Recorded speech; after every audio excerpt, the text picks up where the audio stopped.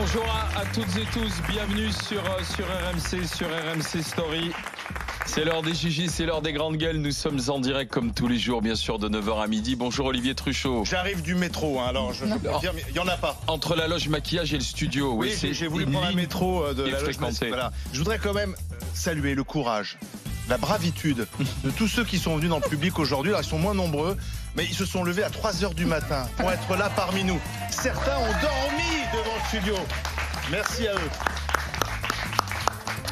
Vous imaginez bien que dans un instant, nous allons parler de cette grève, bien sûr, avec le problème, la question du service minimum qui est posé à 3216 rmc.fr si vous voulez commencer à faire chauffer la colle avec les grandes gueules. Laissez-moi vous présenter les GG d'aujourd'hui. Barbara Lefebvre, qui est professeure d'histoire-géographie. Bonjour ma chère Barbara. Bonjour, et tous ceux qui nous écoutent dans les embouteillages, nous sommes de tout cœur avec eux, même si nous ne sommes pas dans notre voiture de fonction. Nous sommes avec David Dickens, directeur marketing du Cirque Phoenix. Bonjour mon cher David. Bonjour Alain, bonjour Olivier, bonjour à tous. Et David, tout à l'heure, dans le monde de Macron, nous parlera de ce voyage humanitaire que tu as fait en Irak auprès des enfants. Et nous sommes avec Fatima Idbounoua, professeure de français. Bonjour Fatima. Bonjour à tous, bonjour les grandes gueules de Londres. Et les grandes gueules de Londres peut-être qui seront sous la lumière si vous passez le casting GG. Ça, on en parlera dans un instant. Pour moi, le temps de vous annoncer Dave, qui sera avec nous tout à l'heure, le chanteur Dave dans le grand oral des GG. 13 ans qu'il n'avait pas sorti, Dave, un album de chansons originales. L'auteur, c'est toujours son compagnon Patrick Loiseau. Le producteur, c'est Renaud, et Dave viendra nous en parler tout à l'heure. Oui, on a notamment retenu cette chanson La fille aux deux papas. C'est pile poil au cœur de l'actualité sur la PMA et la GPA. À 11h, un ministère des animaux, est-ce que c'est indispensable? C'est ce que réclament les défenseurs des animaux. 11h-20, les tendances GG. Tout à l'heure, à 10h, Jean-Luc Mélenchon charge la justice. Justice aux ordres, a-t-il raison? À 10h-20, le monde de Macron. Avant de parler du service minimum, jingle, s'il vous plaît. RMC, le grand casting des GG.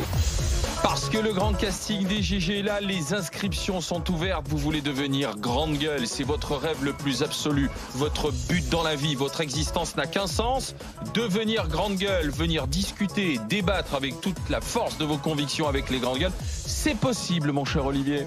Oui, c'est possible et c'est très simple. rmc.fr, vous allez devoir notamment envoyer une petite vidéo comme l'ont fait auparavant Joël Dagossiri, Maxime Yeddo. On va regarder tout ça de près. Ensuite, on va sélectionner 5 finalistes qui viendront défendre leur candidature ici même au studio face à David Dickens, Barbara Lefebvre ou Fatima Idbounoua. Et puis, il y aura ensuite une nouvelle GG choisie qui participera à notre saison. Cette nouvelle saison, c'est la combien déjà? 16e saison 16e saison. Mais les thèmes sont imposés, hein. On ne peut pas faire n'importe quoi en vidéo. Vous allez sur rmc.fr, vous regardez le thème qui semble vous inspirer le plus et boum, vous envoyez votre vidéo. Ensuite, le jury implacable des grandes gueules se prononcera. Premier temps fort de mobilisation contre la réforme des retraites du gouvernement. Journée de grève aujourd'hui, RATP. Et des grévistes qui ne garantissent pas le service minimum. Et ça, c'est un problème. Si on ne donne pas un grand coup, de toute façon, on ne sera pas entendu, ça c'est clair. Hein. Et on sait qu'avec une journée, on ne sera pas entendu. Là, c'est vraiment un premier coup de semence. C'est vraiment pour avertir que tous les agents sont concernés. Cette réforme n'est pas bonne. On veut le retrait du projet de loi. Moi, je souhaite un service minimum sur toutes les lignes, aux heures de pointe. Et je demande vraiment, j'en appelle vraiment à la responsabilité des agents de la RATP. Ils ne peuvent pas commencer l'automne en prenant en otage les franciliens qui vont travailler. Vous avez entendu un gréviste de la RATP et à l'instant la présidente de la région Île-de-France, Madame Valérie Pécresse. Oui, qui a sans doute oublié qu'elle faisait partie de l'équipe Sarkozy en 2007, qui a mis en place un service minimum pour les usagers, puisqu'il y a une loi qui existe depuis longtemps maintenant. Visiblement, elle n'est pas appliquée, elle n'est pas applicable, elle est insuffisante parce qu'on le voit bien, il n'y a pas de service minimum à la RATP. Pourtant, à l'époque, Nicolas Sarkozy s'engageait à garantir 3 heures de transport en continu pour se rendre à son travail en cas de grève et 3 heures pour en revenir. Alors, il y a un vrai service minimum qui existe, par exemple, dans le domaine de la santé, dans le domaine de la sécurité ou encore du contrôle aérien.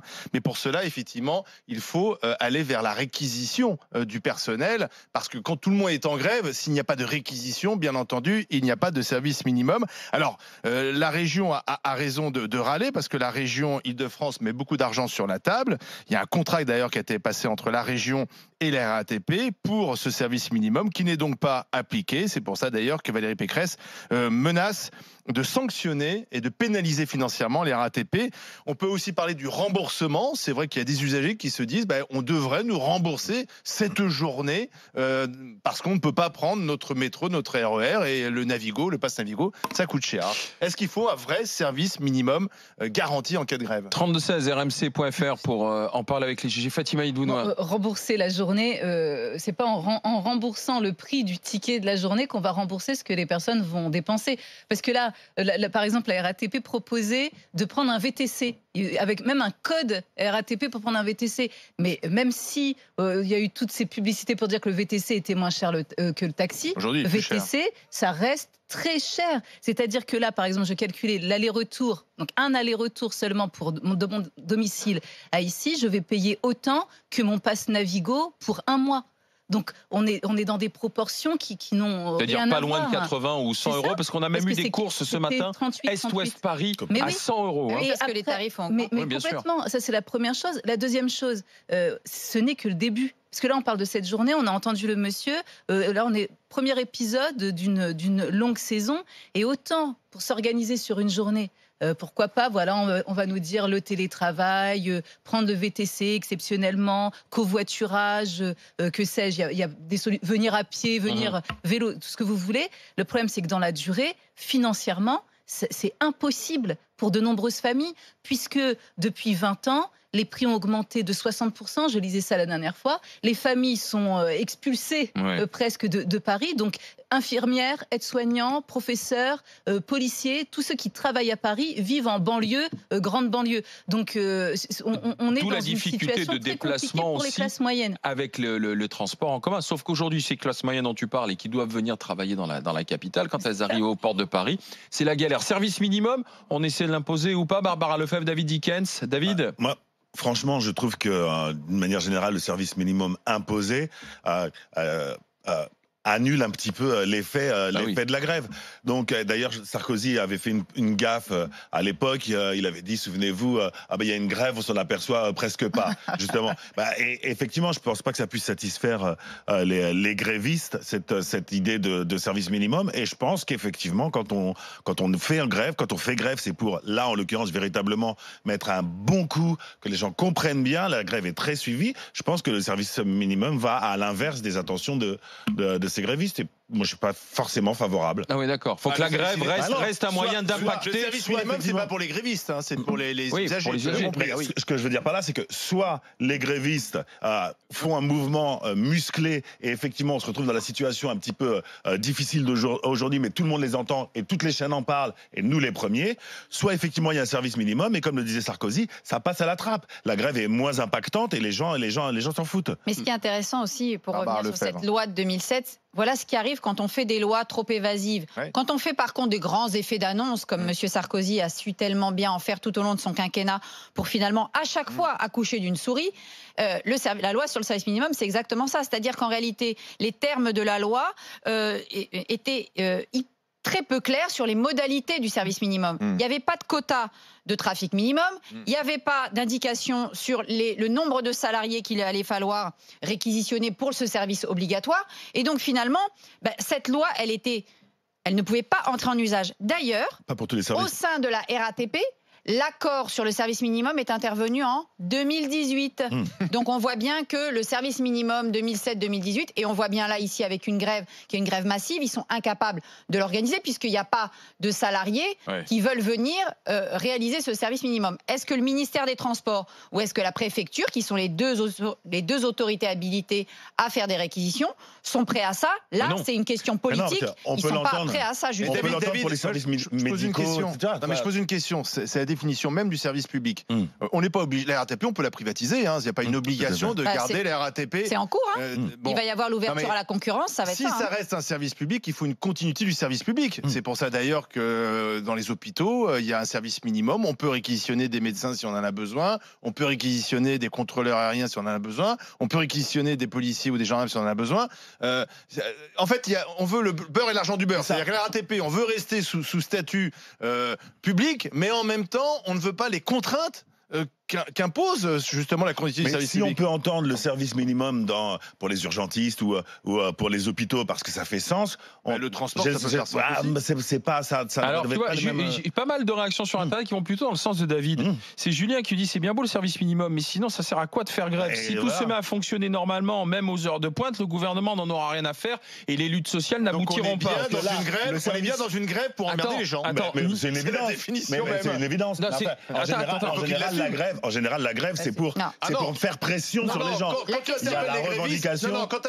Quand tu interroges les grévistes, ils disent non, c'est pas pour emmerder les gens, c'est pour eux qu'on fait ça. Non, mais attends, la preuve, tout le monde parle de prise d'otage. J'observe d'ailleurs que quand on retenait les copies, que nous avions parlé ici de prise d'otage, on s'était fait tenser. Là, Valérie Pécresse parle de prise d'otage pour ce qui concerne les usagers. Là, il n'y a pas de problème, ça passe tout seul. Olivier nous dit pour être efficace, une grève doit être totale. Elle doit bloquer l'économie. Un service minimum, c'est le non-sens. Cela revient à remettre en cause le droit de grève et son efficacité en nature les effets. Barbara Lefebvre. C'est la vérité. Surtout que là, pardonne-moi, sur là, on parle d'un service minimum pendant les heures de pointe. Donc c'est vraiment n'importe quoi. C'est vraiment à 5h du matin. Donc ce qui veut dire que c'est vraiment remettre en cause le principe même de la grève. Oui, mais contre-exemple, le collectif Interurgence est aujourd'hui rejoint par l'association des médecins urgentistes de France. C'est une grève dans laquelle, en réalité, les personnels soignants sont toujours en activité, sauf que les services sont en grève. Plus de 250 services d'urgence en France sont en grève, et ça a eu des effets. Alors, tout à fait insuffisant sur la ministre de la Santé, mais il y a quand même un moment où ça va bouger, parce qu'ils ne vont pas s'arrêter. Or, demain, tu vas aux urgences, le service fonctionne, et le service fonctionne à 98%. Absolument. Donc la preuve que quand une grève elle est faite intelligemment et qu'il y a une vraie convergence et qu'il y a surtout une stratégie et une structure dans la grève, ça peut faire des effets même dans la fonction publique. Mais peut-être que là, l'effet, il est lié aussi au côté populaire dans l'opinion publique. C'est ça. C'est-à-dire que pour les urgences, tout le monde, l'opinion publique est vraiment de ce côté-là, et on ne peut être que touché. Même ce que disent, par exemple, pour tout ce qui est le soin des personnes âgées, lorsqu'on entend une aide-soignante qui dit c'est de la maltraitance de mettre une protection, une couche à quelqu'un qui n'est pas incontinent, ça nous touche tous, ça touche nos tripes. Enfin, franchement, moi, ça me touche. Donc, du coup, l'opinion publique, et là, c'est aussi pour ça que le gouvernement est allé plus vite. Mais avant, et les médias en ont parlé aussi, parce qu'on voyait que c'était un sujet porteur. Parce que regarde les pompiers aussi essayaient de se faire entendre, et sans faire vraiment grève, avec des actions au coup de poing, on ne les a pas vraiment T'as des interventions sur le camion de pompiers, t'as pompier en grève. Mais il est en intervention, ça change rien, ça annule totalement dans un instant, les revendications des grévistes. Nicolas, qui est chauffeur de bus, mais lui dans une société du Val d'Oise. Alors il a un exemple plutôt marrant à nous donner, c'est-à-dire que son frère lui travaille à la RATP. Et voilà. Et donc c'est le conflit entre les deux frangins. C'est qui travaille le plus, la différence de statut. Et ça, Nicolas, il va nous le raconter dans un instant. Dans les GG, dans les grandes gueules. À tout de suite. RMC, 9h midi. Les grandes gueules.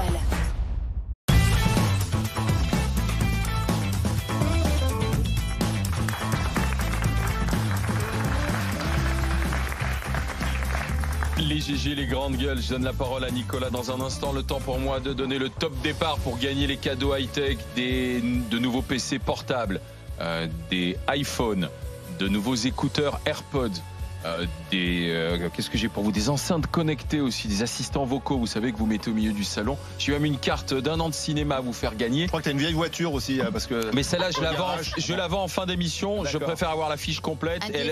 Le temps qu'elle passe au contrôle technique, et ensuite je vous en parle. Mais en attendant, les cadeaux high-tech, c'est pour vous. Il suffit d'envoyer RMC par SMS au 7 32 16. À vous de jouer, à vous de gagner. On va du côté de Franconville, dans le Val d'Oise. Écoutez ce qu'a à nous dire Nicolas. Donnez votre avis au 32 16. Les grandes gueules. Nicolas, bonjour. Bonjour les GG. Vous, quand il y a une grève à la RATP, ça devient presque un conflit familial, si j'ai bien compris, Nicolas. Non, pas un conflit, ça me fait sourire en fait. Enfin, pourquoi ? Allez-y. Non, parce que quand je vois ces conditions, et mes conditions, il n'y a rien à voir, quoi. C'est le jour et la nuit. Enfin, il travaille beaucoup moins. Votre frère, ouais. Bah oui, il n'y a rien à voir, franchement.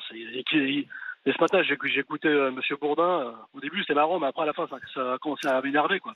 Surtout la dernière Sandrine qui a appelé, la pénibilité. On a l'impression qu'il travaille dans une mine, quoi. Vous faites le même métier, vous et votre frère. Comment il justifie les différences de régime? Quand pas dit que c'est des acquis, donc pourquoi les enlever, quoi? Et quelle est la différence, justement? Expliquez-nous la différence, par exemple, sur le départ à la retraite, parce que vous êtes donc chauffeur de bus dans le Val d'Oise, vous ne dépendez pas de la RATP, votre frère si. J'ai pas le 1/5e déjà. Lui, il l'a. Vous n'avez pas le quoi? C'est quoi ça, le 1/5e? Le 1/5e, c'est-à-dire que quand il travaille 5 ans, c'est comme s'il cotisait 6 ans. C'est vrai que s'il travaille 5 ans, c'est comme s'il avait cotisé les 24 ans. Quoi. D'accord. D'accord. Il y a plein de petits trucs. Nicolas, au niveau du départ, simplement, Nicolas, départ à la retraite, vous, si vous faites votre calcul, vous partirez à quel âge et votre frère à quel âge? Moi, je partirai à 62 normalement. Ouais. Et votre frère? Il y est déjà. Mon frère, si je veux, non, quand même pas. Non, mais je sais qu'il veut partir bien avant, quoi. Et le boulot est le même. Le boulot est exactement le même. Mais Nicolas... Le boulot est même plus dur pour nous. Oh là là. Pourquoi? Parce que moi, j'ai des horaires beaucoup plus longs, quoi. Alors, nous, par exemple, l'amplitude d'un chauffeur de bus, c'est 14 heures. Et par exemple, le lundi qui arrive, je vais faire 13h51 d'amplitude. Mais Nicolas... Et lui, mais jamais il fait ça, jamais. Mais tant mieux pour eux, hein, attention. Hein. Mais justement, c'est payé par tout le monde. C'est la question. Oui. Nicolas, alors mais pourquoi, quand vous comparez l'alignement, pourquoi ça se ferait dans votre sens plutôt que dans le sien? Parce que vous pourriez avoir envie justement vous dire ah bah tiens j'ai envie de me battre pour avoir les mêmes situations que lui. Non, mais moi je suis bien où je suis. Vous voyez, et bizarrement, à la RATP, personne ne démissionne. Mais quand on les entend qui appellent, c'est très dur, c'est terrible, c'est un boulot trop dur, qui démissionne. Mais personne ne démissionne de la RATP. Pourquoi? Parce qu'ils y sont super bien. Jamais quelqu'un démissionne de la RATP. C'est le paradoxe. C'est-à-dire qu'ils se plaignent tout le temps, mais ils partent jamais. Nicolas, lequel des deux gagne le mieux sa vie? Moi, mais bon, je travaille 2 fois plus, donc à un moment donné, heureusement encore, je me retrouve. Pour vous, cette grève, elle est injustifiée. Oui, par rapport à ce qu'on fait, je sais très bien ce que c'est. Voilà, enfin moi je me lève une semaine sur deux à 3h30, et la semaine d'après, je me couche à 3h30. Oui, comme eux. Et vous, vous, Nicolas, votre... Mais moi, je me plains pas. Votre pension, à peu près, ça va être quoi? Est-ce que vous savez déjà quel sera le montant de votre pension? Non, moi, au mois le mois. Je regarde parce que la pension brute mensuelle, à peu près, de la RATP, c'est 3 700 € quand même, brute, hein, mensuelle. Non, moi, j'y suis pas. Faut pas oublier ça. C'est la Cour des comptes, hein, c'est pas moi. Oui, c'est le rapport de la Cour des comptes, effectivement. La RATP, c'est... Voilà, quoi, c'est le jour et la nuit, quoi. Moi, ça me fait rigoler, quoi. Merci Nicolas d'avoir été avec nous. L'argument que Fatima vient d'avancer, c'est un argument qu'on entend beaucoup dans la bouche de ceux qui travaillent à la RATP en disant mais on devrait aligner les Français sur nous. Sauf que même pas. Bon, pourquoi pas partir tous à la retraite à 52 ans, mais dans un monde où on vit maintenant jusqu'à 70-80. Bon, il va falloir. Le problème, il faut financer. C'est-à-dire que le régime spécial de la RATP, il ne se finance pas lui-même. Non. Ça coûte. Le tout est financé à plus de 60% par le contribuable. 736 millions d'euros. Oui, donc en fait, c'est ça le problème, c'est que c'est bien de partir. Alors en moyenne, c'est 55 ans. Ils peuvent partir à la retraite à partir de 52, mais en moyenne, ils partent à 55 ans. C'est-à-dire 55, c'est 7 ans de moins que l'âge légal pour les Français, 62 ans. Et ça nous coûte 11 € par an par personne. Donc Fatima, ton argument de dire mais non, il faudrait quand même tirer vers le bas. Mais non, mais tirer vers le bas, c'est pas possible parce qu'il faut financer, il faut de l'argent. Alors, première chose, c'était pas un argument, c'était une question. Et je lui demandais, c'était sa réaction, c'était intéressant, parce que pour lui, ça montre. Ce que je voulais voir, c'est est-ce que pour lui c'était acquis? Est-ce que ça voulait dire que c'est impossible? Et c'est ça qui m'intéresse. Quel mécanisme? Quel est le mécanisme qui fait que dans une famille, quand ton frère a des meilleures conditions que toi, tu as envie de lui dire, il faut que tu aies les mêmes que moi, plutôt que j'ai envie d'avoir les mêmes que les tiennes. C'est ça qui m'intéressait. Donc c'était plus une question qu'un argument. Mais il a l'air plus heureux que beaucoup d'agents à la RATP. L'autre chose, c'est que pour moi, l'issue de tout ça, l'issue va être politique, c'est-à-dire la seule sortie est politique, et c'est quelle va être la capacité de la gauche, puisque traditionnellement c'était plutôt des partis de gauche, comment la gauche va proposer des alternatives économiques fiables et valables, et va renouveler, va donner l'impression à ces personnes-là que c'est possible aussi un autre modèle, et que ce modèle-là, il est possible, il est viable. Et pour l'instant, moi j'avais un père. Si les gens sont dans la rue aussi, c'est que d'un point de vue politique, il n'y a pas de non, s'il y a des grèves aussi, c'est qu'il n'y a pas de proposition. Moi j'ai un père qui était à la RATP, Fatima. Effectivement, à 6h30, il était au dépôt d'Ivry. On vivait dans les Yvelines, donc effectivement, on peut considérer que c'était très long. À 15h30, il était à la maison tous les jours. Au-delà de ça, le comité d'entreprise de la RATP, moi je viens d'une famille modeste, le comité d'entreprise de la RATP, elle est un des comités d'entreprise les plus riches, je faisais du ski tous les hivers. J'allais en école de voile tous les étés. J'ai appris, je pouvais jouer au tennis. Tout ça, j'ai appris grâce à ce comité d'entreprise de la RATP. Donc certes, on peut considérer que se lever tôt, être dans des tunnels, respirer les particules, ce qui est aussi le cas des ouvriers du BTP, c'est le cas des égoutiers. Certes, on peut considérer que ce sont des conditions difficiles, mais à côté, ça permettait à des familles modestes de vivre très très bien. Et ça, c'est ce statut spécifique. Il se trouve qu'aujourd'hui, ça ne tient plus. Le problème, c'est qu'une grève comme celle-là, et une grève faite par la RATP, qui, quoi qu'on en dise, comme l'a dit là David, ils sont en partie, oui, des privilégiés dans la fonction publique. Les enseignants, les soignants, les policiers sont pas du tout dans la même situation. Et en fait, en réalité, cette grève-là, elle est contre-productive parce que d'abord, elle fait le jeu de la réforme du gouvernement qui peut être effectivement une réforme dure, mais on ne sait pas encore quelle sera cette réforme. Ce ne sera pas une réforme dure, rassure-toi. On dit qu'on va mettre 30 ans pour aligner les régimes spéciaux. Non mais voilà, donc de toute façon, cette réforme, on ne sait pas encore quels vont être ses contours. Le fait que déjà, tout de suite, cette espèce de corporatisme de la RATP, qui sait qu'elle a ce levier très facile de la grève, d'entrer en action tout de suite, de façon comme ça, très corporatiste, en plus parce que même j'entends leur discours, le discours des responsables syndicaux de la RATP, il n'y a même pas une vague tentative d'essayer de la jouer un peu collective. C'est vraiment nous à la RATP, on trime, c'est dur, c'est nous la RATP. Donc encore une fois, il n'y a pas vraiment de conscience sociale en plus au sein des syndicats de la RATP. On joue sa partie à soi et on s'en fiche des autres. Et ça marche plus aujourd'hui. C'est plus comme ça et il faut que ce soit la base qui s'exprime et plus les syndicats de privilégiés comme ça qui s'expriment. En attendant, nous sommes avec un représentant syndical, Monsieur Thériault. Bonjour Monsieur Thériault. Transition magnifique. Attendez. Ça fait 10 minutes que je vous entends, je suis en train de bouillir. J'imagine bien. Nous, c'était ce matin sur les quais des métros. Je pense qu'on va pouvoir se mettre d'accord sur certaines choses que vous avez dit. Mais bon. Allez-y, Monsieur Thériault. Bon, alors déjà, nous traiter de privilégiés, c'est une insulte. Je suis désolé. Le métier qu'on fait, c'est pas un métier facile. J'ai entendu tout à l'heure qu'on pouvait partir 7 ans plus tôt. Alors, c'est pas le cas de tout le monde, déjà, premièrement, parce qu'il y a eu une première réforme qui a enlevé la bonification du 1/5e, donc la reconnaissance de la pénibilité pour tous ceux qui sont rentrés après 2009. Et quand bien même, la moyenne, c'est bien 55 ans. L'espérance de vie d'un machiniste receveur qui fait une carrière complète, quand il y y arrive, c'est 7 ans de moins. Donc c'est QFD. Mais moi, je suis d'accord pour que le machiniste receveur parte plus tôt.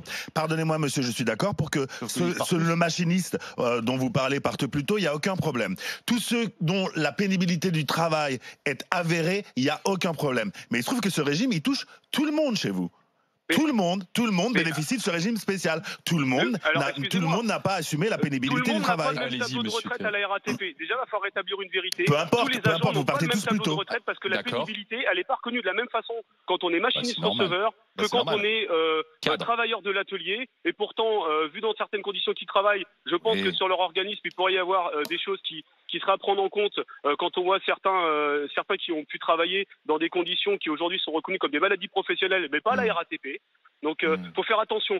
Est-ce qu'un cadre administratif bénéficie du régime spécial ?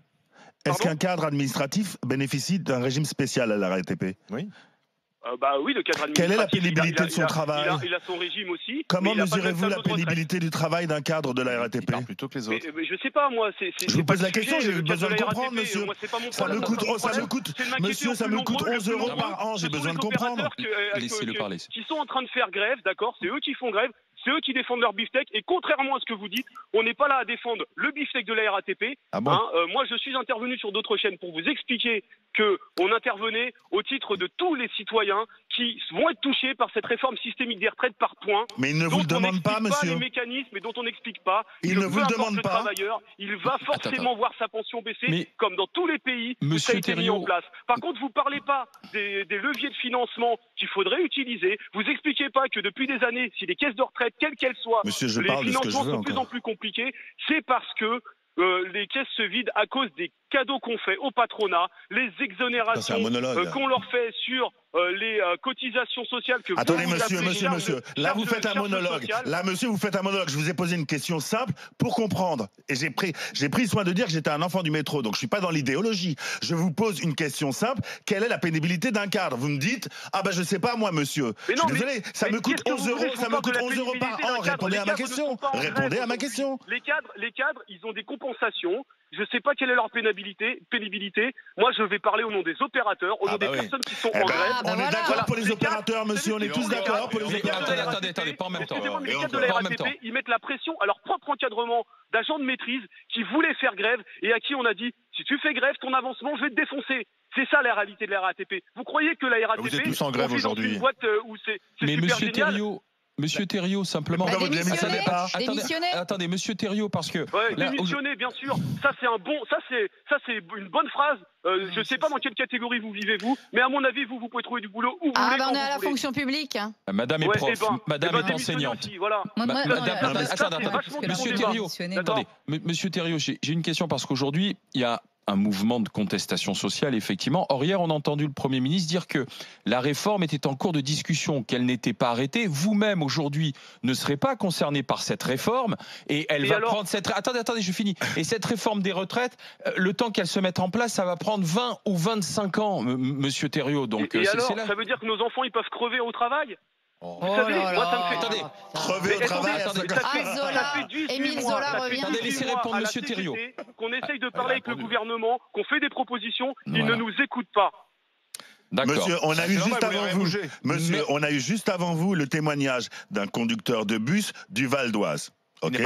Donc il fait le même boulot que vous et même il n'a aucun des avantages dont vous bénéficiez. Ok. Et alors, monsieur, j'aimerais bien qu'il les aide, moi, mon petit camarade. Pardonnez-moi. Mais qui paye? Mais qui paye? Monsieur, vous savez qui paye? Moi, je vais vous donner des moyens de financement. Quand vous avez des grandes entreprises qui bénéficient du CICE, qui ne créent pas d'emploi, quand on a 80 milliards qui partent dans des paradis fiscaux, et généralement, c'est à peu près les mêmes boîtes qui bénéficient du CICE. Il y en a de l'argent, il y en a partout. Arrêtez de faire croire il y a de l'argent partout. C'est la faute de ceux qui donnent la force de travail si les caisses de retraite ne se remplissent pas. Merci monsieur Thériault d'avoir été avec nous, donc délégué du personnel CGT RATP. Donc on a compris que ça va bien au-delà en fait de cette réforme des retraites. Quoi. En fait, c'est un discours qui est contre ce que met en place là aujourd'hui plus généralement même le gouvernement au-delà de cette réforme des retraites. Juste sur la remarque du démissionner, là où vous avez dit démissionner. Ce que je trouve dommage, c'est que très souvent on le dit aussi aux profs quand les professeurs commencent. Moi, j'ai vu quand je critiquais Najat Vallaud-Belkacem et la réforme, la réplique des gens c'était démissionne si t'es pas contente. Je vais le faire. Ok, dont acte. Mais je trouve ça terrible. Parce que, comment dire, quand on critique, moi, quand je critiquais la réforme, déjà, c'est pas pour une question de salaire, je me battais pas pour le salaire, mais je me battais sur, moi, ce qui me pousse vers la sortie, c'était le fait de décocher, de mettre un acquis quand quelqu'un, et c'était non acquis. C'est-à-dire un enfant ne sait pas lire, et on met qu'il sait lire, parce que je trouve que c'est une mascarade, et j'ai pas envie de participer à une mascarade. Donc moi, ça m'a poussé vers la sortie. Mais c'est terrible, ça. Parce que choisir un métier, tout ça pour dire, quand on choisit un métier, quand on l'aime, quand on a passé, par exemple, sur le sens de ton métier. Voilà, c'est sur le sens de ton métier. Là, c'est pas le sens de ton métier. Là, c'est la défense de privilèges. Et même quand c'est le sens de ta vie. C'est-à-dire, moi, c'est un métier que j'adorais. J'adorais mes élèves. Elle défend pas le sens de sa vie. Non, mais c'est pour le dire, le fight or fly, parce que c'est ça, se battre ou partir ou retourner la violence contre soi, parce qu'il y a aussi des gens qui se suicident. C'est les trois options. Soit se battre, soit partir, soit retourner la violence contre soi, maladie ou suicide. Ok, mais ce qui est dommage, c'est que moi, j'aime bien quand ce truc démissionner, on le dégaine comme si c'était facile, c'est pas si facile que ça. C'est le premier acte donc de la contestation de la réforme des retraites, c'est aujourd'hui la RATP. C'est le pré-acte. On verra comment ça s'enclenche dans les semaines à venir, parce qu'il y a d'ores et déjà des mots d'ordre de manifestation nationale qui sont lancés. Dans un instant, le monde de Macron. Dans le monde de Macron, la prison ferme pour Balkany, Patrick Balkany. Question, jugement aujourd'hui. La consigne des bouteilles en plastique et surtout l'expérience de David Dickens. Il rentre d'une semaine avec une association caritative en Irak. Jusqu'à midi, les grandes gueules.